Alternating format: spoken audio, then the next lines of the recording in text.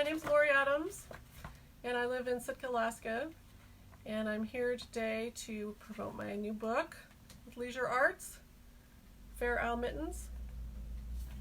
And I posted a video earlier and it got deleted, so I'm here to do it again. I'm not good at electronics and technology, but what I am good at is designing crochet patterns. So the backstory on this book is I saw a pair of Fair Isle knitted mittens at my local yarn store and I absolutely fell in love with them and became obsessed and determined to figure out how to crochet a pair. I didn't want to learn how to knit. I don't know how to knit, but I love to crochet. And so I figured there has to be a way to crochet mittens and make them look like knitted ones. And so I did a lot of research on the internet and found different techniques and different stitches, and then I came up with this way to do this. It's not really super difficult. It's basically a single crochet stitch. It's just oriented in a different way. And then I also use the tapestry technique where you use two different colors and you can cover up the color that you're not using so there are no floats on the back. So I'm going to go ahead and flip the camera over and see if I can do this. Apologize for any difficulties. Flip it over.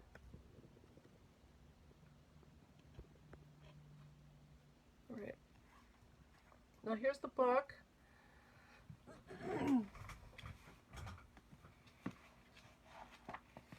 The photographs in this book are just gorgeous.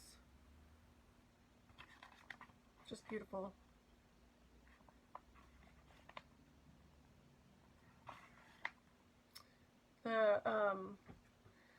With this book, you can make mittens with cuffs and without cuffs.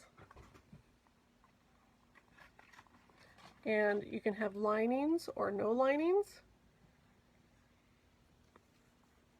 And with the lining, there's a lumpy, bumpy lining and a smooth lining. You can make fingerless mittens and textile mittens. So for you just figure out the type that you want to do, and then you go through the written instructions and follow the prompts. And in the back of the book are the charts. So once you know how to make a mitten, you don't even need the written instructions anymore. You can use the charts. So first I'm going to show you a pair. Here's a pair of houndstooth mittens, and they are lined with a smooth lining. This is just a little bit too small for me. They're my daughter-in-law's. But if you look close, you can see, my lighting's terrible here, it looks exactly like it's knit.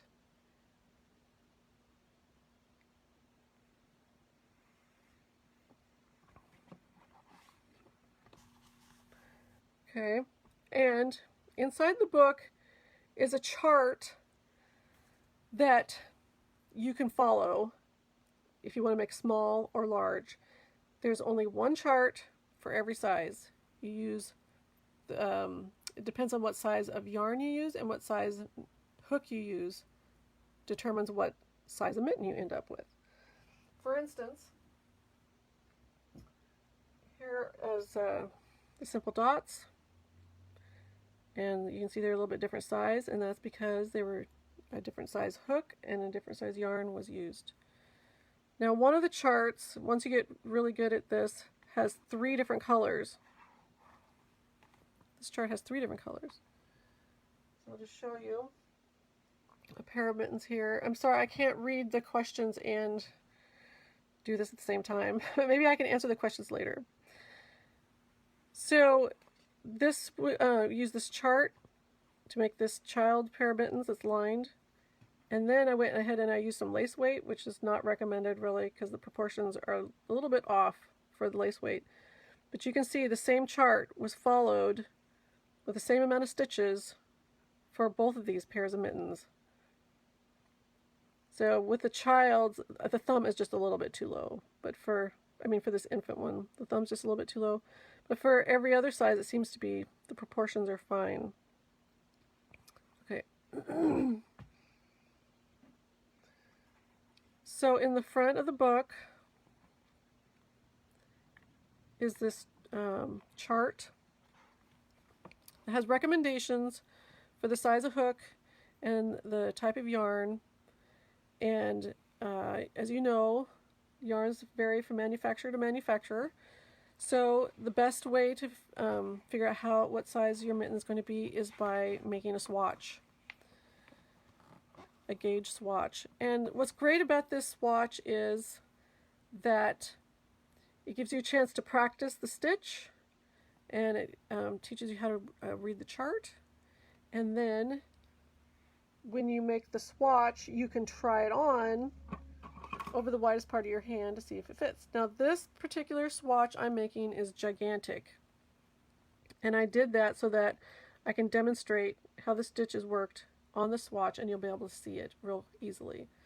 But with a normal size swatch, one-lined pair of mittens, it should be a little snug to put on, and if it's going to be lined, it should be a little bigger, because in essence you're putting a whole nother mitten inside.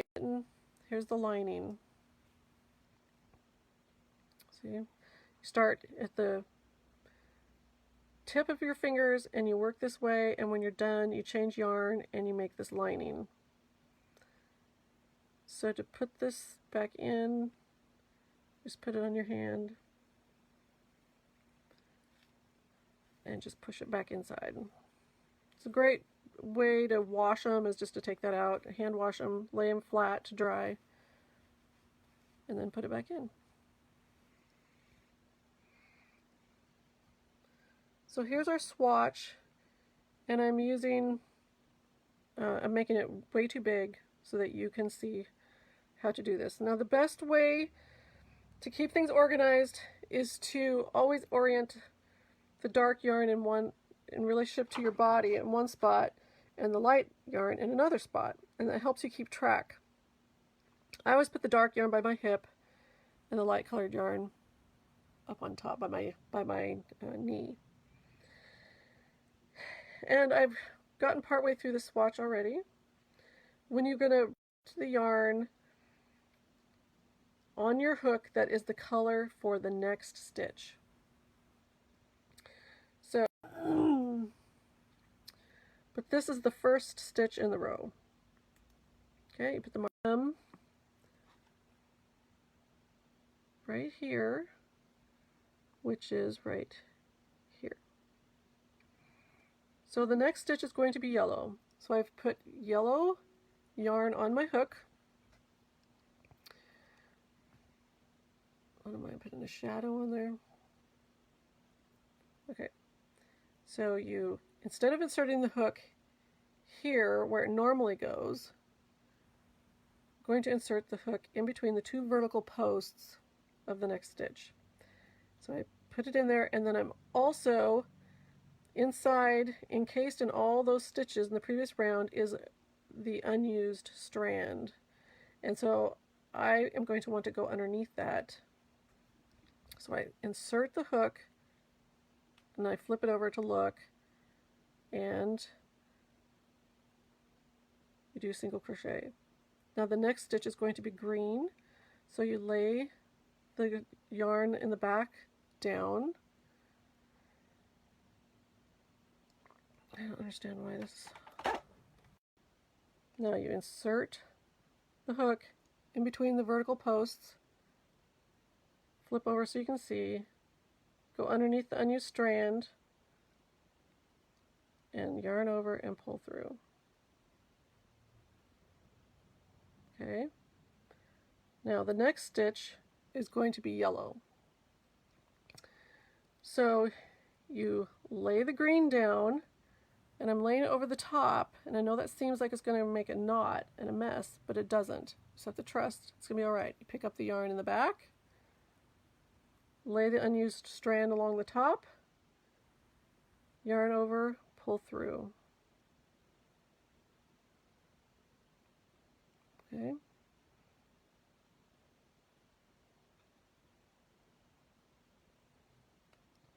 The next stitch is going to be yellow. Insert the hook in between the vertical posts. Flip over, go underneath the unused strand in the previous row, pull through. The next stitch is going to be yellow, so yarn over, pull through, yellow. Okay. Insert the hook in between the vertical posts. Flip over to make sure you're underneath the unused strand in the back. Pull through. Next one's yellow, yarn over, pull through. I'm going to do one more. Insert the hook between the vertical posts. Flip it over the back to make sure you're underneath the unused color strand of the previous row. Yarn over, pull through.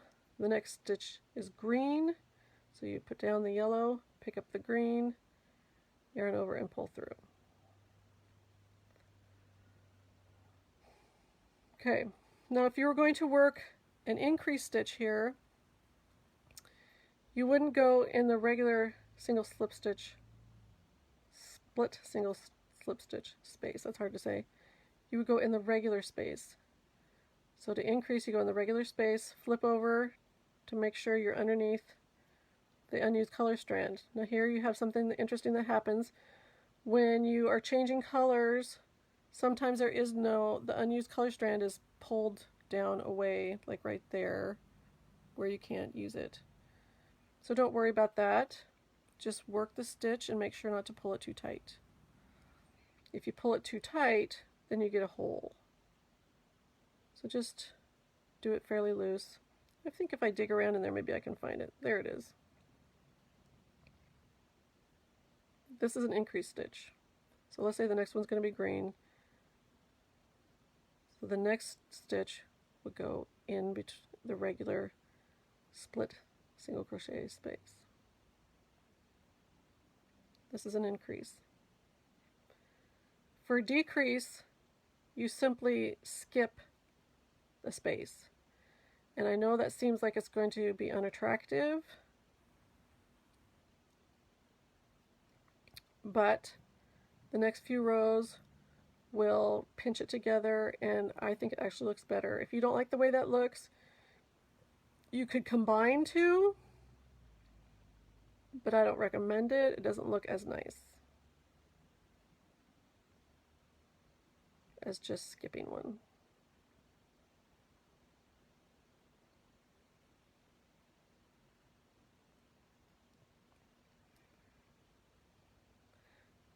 Okay, so that was take it out back to there. I'll work this just a couple more times. I'll go a little bit faster. Whoops, the next one's green. See?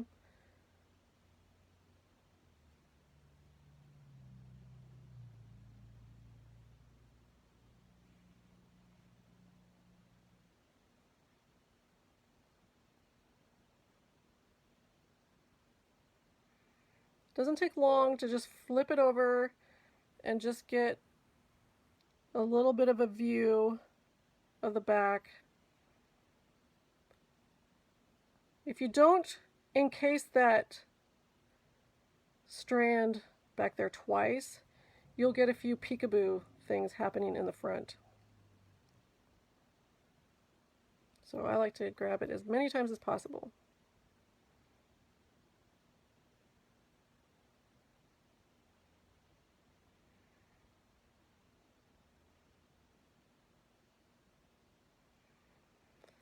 As you go, these beautiful patterns start emerging, and it's just so much fun to make these mittens.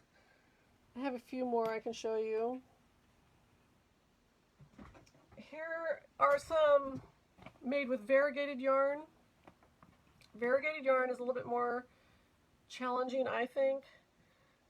This pair was made right off the skein, and so you can just make it up as normal. There's a good contrast between the main color and the contrast color, so that worked out pretty good. This pair of mittens, I was more fussy about making sure that the colors matched, and The blue of the contrast color is very similar and disappearing in front of the main color. And so some people like that. Maybe that's a little bit more subtle, and you might like that, where something else, if it really contrasts a lot, would be more distracting, maybe too flashy for you. If you're going to make the thumb with the variegated yarn, then you will want to make the body first and the thumb second, so that you can try to match the thumb up to the body. But all the other ones, when you use solids, you make the hand first, and then you make the thumb. And there's a couple reasons for that. One is because when you make the thumb, when you're done, you cut the yarn and set it aside. When you make the hand, you do not cut the yarn. You just attach the thumb and then use the hand yarn to continue going around and around. So if you don't make the thumb first and you've made this hand and you've gotten to here, you're going to have second balls of yarn or work from the inside of the balls instead of from the outside, and it just makes it more complicated. It's better to make the thumb first, set it aside, make the hand, join with one stitch, and now we're using the hand yarn to go around and around and around. Okay, so in the book there is this page here, Tips for Success.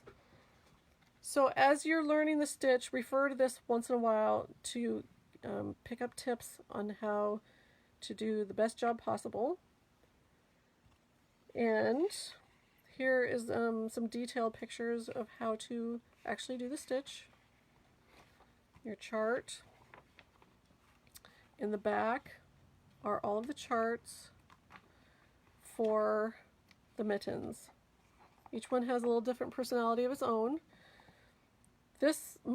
All the mittens are reversible with the same design on the front and the back. This mitten here is the only exception. It has a different design in the front than it has in the back. And so you need to make a right-handed mitten and a left-handed mitten. You can't get confused and make two the same, or they will not look quite right. And then you can see on the chart, the yellow crosses are the increased stitches.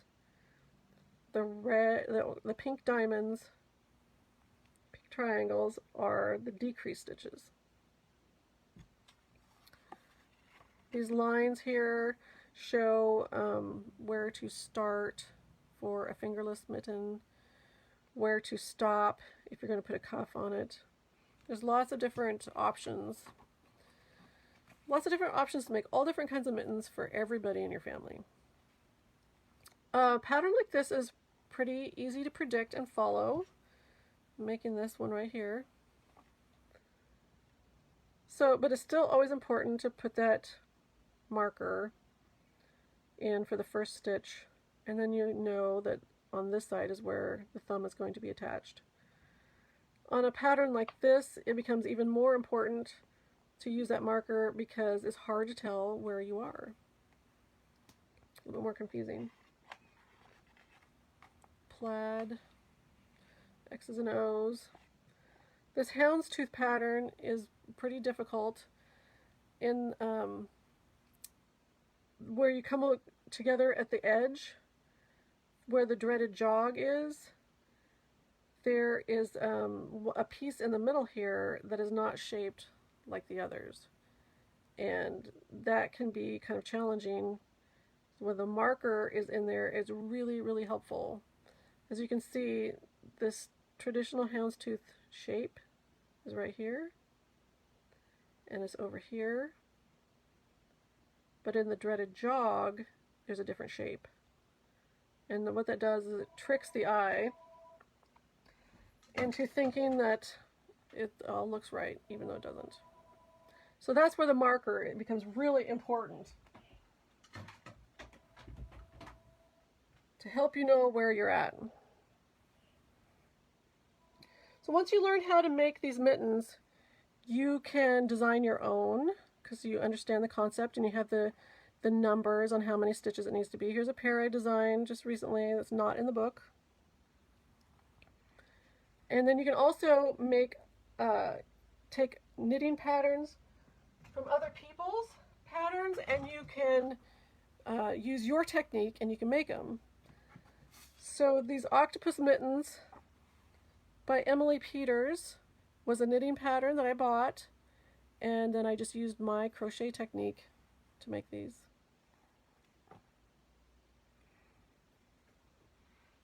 And this is the pattern that inspired me in the beginning, was Adrienne Basilia. It's her fiddlehead mittens. Sorry. And this is the same pattern. With this pattern, I used different colors of yarn. And with this pattern, I used the same color of yarn. This is much more colorful. This one is more subtle. And then once you know how to do this process, you could do other things that are Fair Isle, like I did a hat, things that can be done in the round that don't need a lot of stretch. There is virtually no stretch in this stitch. And one of the things that makes it the worst is if you have a long segment where there are no color changes. Here you can see it better here. There's actually a row here with no color changes. And so that you can imagine that that unused color strand is laying in there flat, and you can't stretch that. So when that happens, when I have a long stretch like that, I'll actually just take the crocheted work and stretch it a little bit, and it kind of pulls some of that tension off and pulls that unused color strand in there a little bit. And it does give it just a tiny bit of stretch then.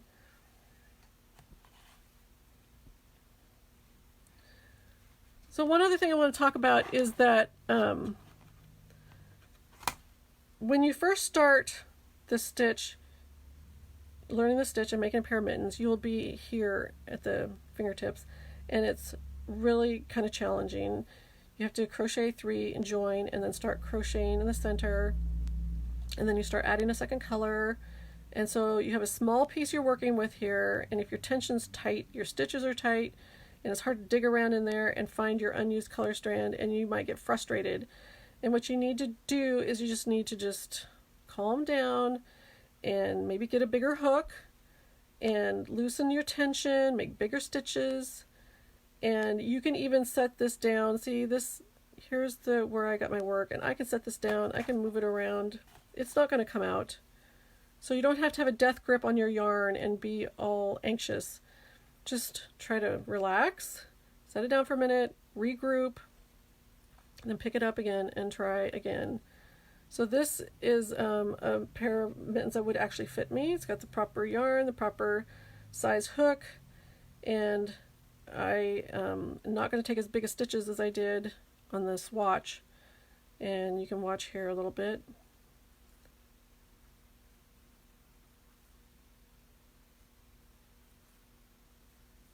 You can actually tractor along pretty good. If you're struggling really hard to get your hook in, then your stitches are too tight.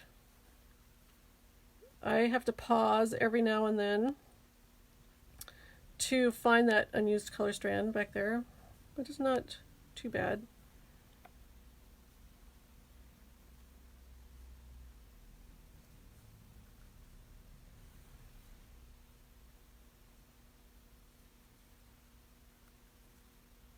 I'm not keeping track of whether the dark's in the front or the light's in the front. I'm just crocheting.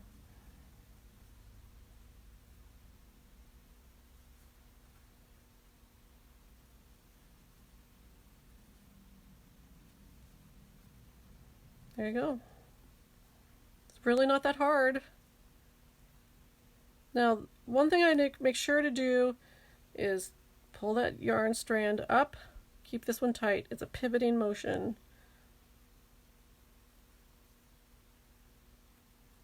See, so this is up pretty high, this is tight.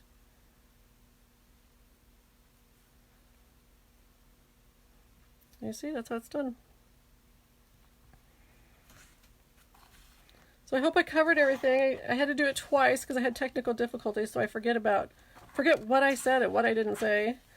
But if you have any questions, feel free to get a hold of me. I'm on the internet everywhere. And go out and buy yourself this book and make yourself and your whole family a pair of mittens. Thanks for watching. I hope it doesn't get deleted this time. Bye.